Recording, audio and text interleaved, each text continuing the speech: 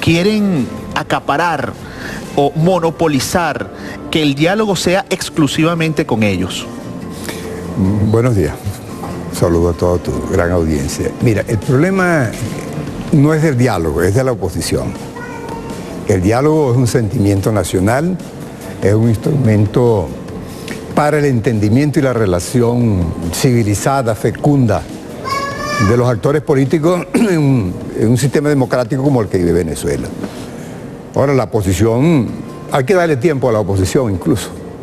Nosotros aspiramos que en esta fase se pueda rendir más. La oposición viene del golpismo puro, viene de un golpe de Estado en el 2002, de la guarimba, viene de aislarse de la vida institucional. Recuerda que ellos, antes de tener mayoría de diputados hoy, se abstuvieron de participar porque estaban por la vía de los atajos no institucionales. Y ellos animan un liderazgo en la competencia que tienen entre los actores fundamentales del campo político de la oposición, basado en el radicalismo. Y ellos les da miedo aparecer con una postura democrática, con una postura colaboracionista, que es como ellos se califican mutuamente. Y yo creo que en esta fase nosotros vamos a lograr avanzar más en los objetivos del diálogo. Lo primero que hay que lograr, después de haber mantenido una aceptación grande en el país y fuera del país, que la situación de Venezuela para mejorar las relaciones es de diálogo, es no permitir que se banalice el problema de diálogo, que ha sido un objetivo de la oposición. La oposición ha querido descalificar el diálogo y lo que ha hecho es aislarse políticamente, porque como tú muy bien lo señalabas, aquí hay diálogos con los sectores culturales, los indígenas, la gente societaria, la organización de base, los empresarios, los comunicadores sociales, de tal manera que aquí hay un diálogo fluido, directo y de manera indirecta a través de los grandes medios de comunicación. Aquí hay un gran debate democrático en ¿Por qué Venezuela. negar el diálogo? ¿Por qué estos sectores de la oposición, que incluso sale Guanipa, por ejemplo, que es de Primero Justicia, y hay un sector de Primero Justicia que conversa con el gobierno y que el presidente Maduro ha dicho públicamente que efectivamente se han realizado este tipo de reuniones? ¿Qué hay detrás de la negación de esas reuniones que sí se están haciendo, o por lo menos eso es lo que dice el presidente de la República, y qué consecuencia puede traer esto para el país? La consecuencia negativa para la oposición, la dificultad, digámoslo así, que tiene la oposición, es la desaprobación de sus colectivos. La oposición ha logrado la unidad en torno a negar lo que es el proyecto bolivariano. Recuerde que la oposición venezolana no tiene proyecto político de país. La oposición venezolana lo que tiene es mucha rabia, tiene mucha frustración por la derrota en 1998, que no la han podido superar, y ha encontrado mecanismos negativos para, en torno a la rabia, en torno a la ruptura, reunir al país. Eso le ha sido más fácil, porque quien no tiene un proyecto político no puede convocar un país en positivo, tiene que convocarlo en negativo. Negar la revolución, negar el liderazgo de Chávez, negar los avances. Y en torno a esa actitud, ese discurso negativo, ellos les ha sido más fácil cohesionar una fuerza.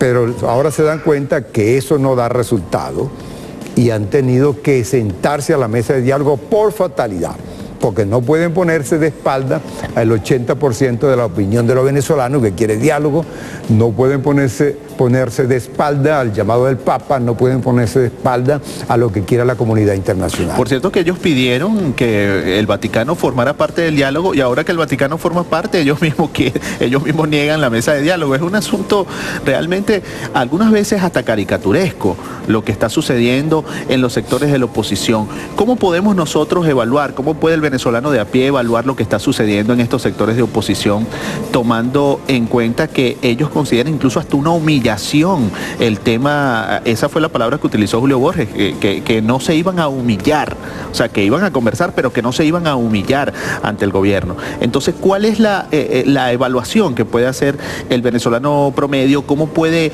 entender esta manera de cómo ellos convocan incluso algunos factores, los factores entran en la mesa de diálogo, es el caso de es el caso del Vaticano, y ahora ellos siguen negando esa mesa donde están algunos actores que ellos pidieron que estuvieran allí. Puede tener muchas lecturas. Yo comparto la de las dificultades, la falta de liderazgo. Es evidente que para tú dialogar en nombre de una mesa tan compleja, tan matizada, con muchos intereses, con competencia electoral a las puertas, es muy difícil encontrar un vocero que se siente una mesa seriamente a comprometer resultados sostenibles de una conversación. Ni siquiera una comisión, pues. Entonces, ninguna comisión, tienen dificultades. Por el lado de la Revolución Bolivariana, ¿no? Ahí está el Polo Patriótico, somos 15 organizaciones, una diversidad de factores, inclusive tenemos contradicciones internas, discutimos sin miedo, porque una etapa de transición, de construcción teórica de una revolución en etapa fundacional se supone que es así. Nosotros no ocultamos las dificultades que tenemos, pero hay liderazgo.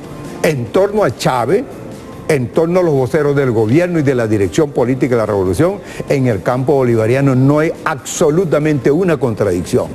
Eso no se puede decir lo mismo de la oposición. Por eso es que la gente observa que es tan fácil y hasta cómodo desenvolvernos nosotros en el marco de ese mandato civilizado, que es resolver los problemas a través del diálogo, y vemos con tantas dificultades a la oposición para asistir a ello. Entonces ellos, en lugar de hacer un esfuerzo para entenderse, para buscar visiones del país, para hacer una agenda de trabajo, para someter la discusión en esa mesa de diálogo, les es más fácil ponerse de acuerdo para negarlo, para empobrecerlo, cuestión que no van a lograr, porque lo que están haciendo es aislarse del sentimiento nacional. Usted dice que no hay liderazgo, está Henry Falcón, está Enrique Capriles Radonsky, está Julio Borges, está Henry Ramos Ayú. Ninguno de estos líderes políticos puede tomar la batuta dentro de ese bloque opositor, o por lo menos conformar una delegación. No, porque están matizados de una gran carga subjetiva y de prejuicio. Porque la lucha de ellos no es por ser líderes del proceso, es por buscar posicionamiento por aspiraciones futuras como candidatos presidenciales. Y cada vez que hay una actuación alejan las posibilidades de entendimiento. Bueno, ya eso es un problema de la oposición. La República... ¿Ponen sus aspiraciones individuales por encima de de los intereses comunes que tendrían como opositores? Desde luego, analizábamos en estos días, en unos debates muy importantes en los que hemos participado, que uno de los problemas que tiene el país es que los partidos políticos, los sindicatos, los gremios, la mesa, tiene excelentes dirigentes, pero esos proyectos no son asumidos como proyectos de país. Son proyectos que se agotan en las aspiraciones grupales, en los proyectos personales, y dejan de lado los grandes intereses del país. De allí que diera la impresión que los problemas del país solo lo está atendiendo la revolución bolivariana, el gobierno y los actores políticos del proyecto bolivariano. Esa es la circunstancia que nos ha tocado, y nosotros la asumimos con una gran responsabilidad y con entereza. Hay muchas dificultades, pero las vamos a superar.